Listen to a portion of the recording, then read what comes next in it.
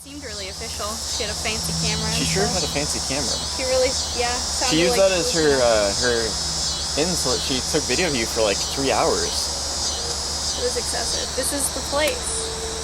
Yeah, this is the house. Home. We built it over a summer. Yeah. And it's made almost entirely out of scrap and reused material, so the trailer itself is reused. It was a used trailer. All the siding is reclaimed lumber that my dad had. All the siding, reclaimed metal. The 2x4s we all got from a local scrapyard.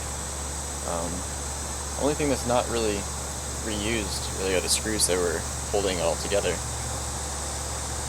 And a few things. It's a little loft bed. Yeah, we got lucky with that piece of wood. We went to a local lumber mill and they cut standard sizes, so like 2x4s and stuff, so they'll just cut the live edges off of all of the boards and just leave them in a pile to rot in their yard. And so we went there and we knew them because we lived down the road from them for a while, and they just said, take anything you want. Yeah, just help yourself to live edge wood for free. It's truly a tiny house. Yeah.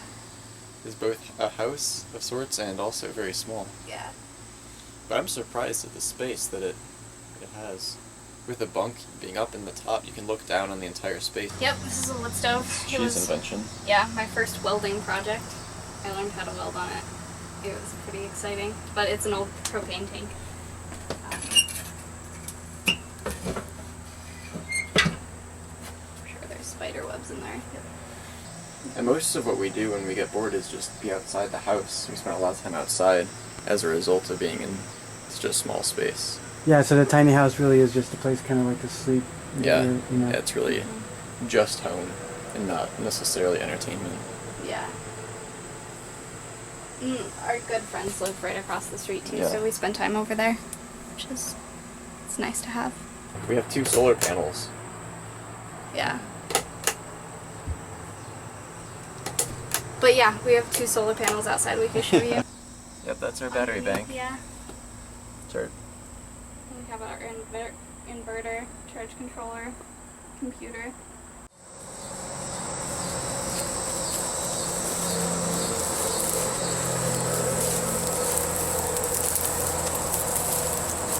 The way it works is you can set these up vertically and they become like a fence. It's like an easy, lightweight, makeshift fence that you can set up. But it's also just a really nice material in its own right. So we've used it for building like coop houses for chicken coops and for maintaining, keeping little pigs in. Just a handy little way to set up a quick enclosure. These are the panels. And you can see the back of the house too. Get a sense for the all around. We installed it all ourselves. Yeah, the installation didn't cost anything. It was just the cost of the panels and the cost of the inverter, the charge controller, and batteries. Which was less than $2,000 total. Produces more than enough electricity for us. For the moment, yeah. And we could always add more panels to the system, hook them into it, and like double or triple. These are my chickens chickens. over here, yeah, those are cheese, they belong to Chi. And then these are Erik's over guinea here. hens. These are my guinea hens. And they're a little bit, they're similar to a chicken, but they're a little bit more wild. We ordered them from a little online poultry farm.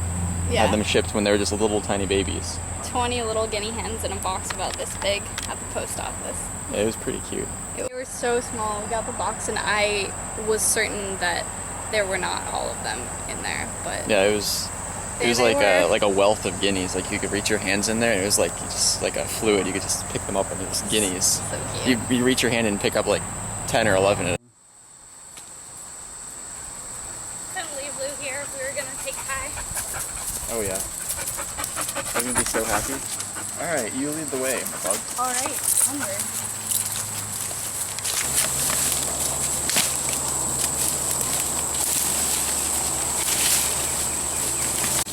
Anyway, like the rise and the fall, and yeah. Look at this. Another little tent. Yeah, shelter. Who do you think's in there, Nigel? Nigel, come out of there. Hey, We know there, you're old in buddy. there. I don't know.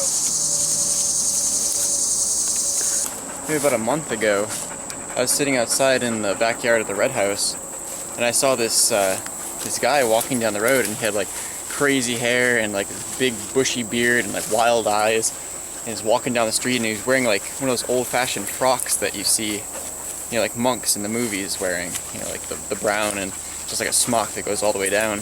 He's just walking down the road, and I was like, hey, what are you doing? And he said, hey, can I borrow some water? Like, man, I'm parched. I really want some water. Wow, this is really surreal. I feel like I'm in some kind of a back in time movie. And so I let him in, and I give him some water, and started talking to him. He said that he was a monk, a Christian monk who had been with several other monks, like maybe 7 or 8 other monks. They were on this bus, and they were traveling up through Athens, and I don't think there was even a mission. I think that they were just all together, like traveling around and discussing religion together. But somewhere along the way, he had a falling out with his comrades on this journey, where he had a certain ideological divergence with his colleagues, where he thought that they weren't listening to him well enough, and so there was a fight, and they kicked him out.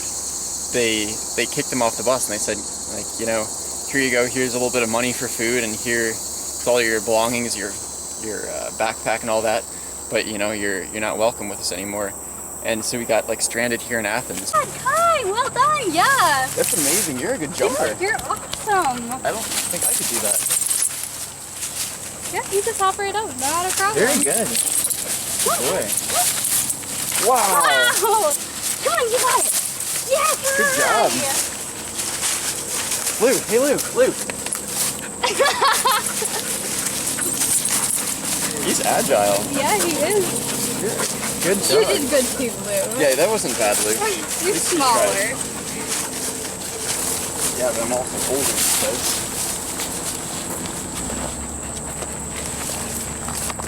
Yeah, well, I guess originally it started because I had a dream. And I had a dream that I had this little, like, naked mole rat creature that I would take around with me everywhere I went.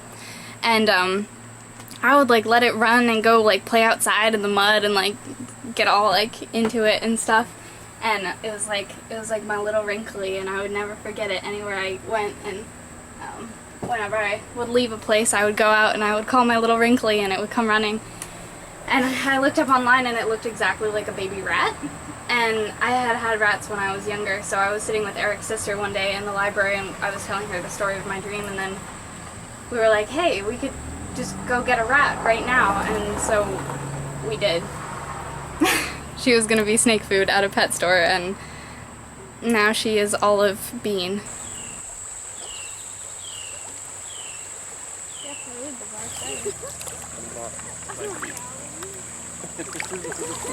Biodegradable shampoo, and I wash my hair and I look up at the clouds while I rinse.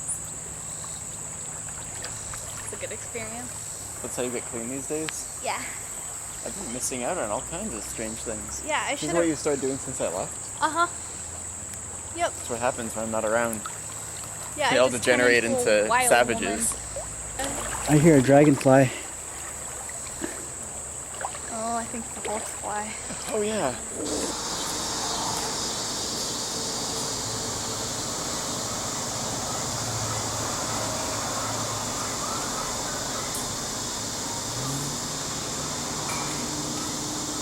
And she came here and she was very nice and everything.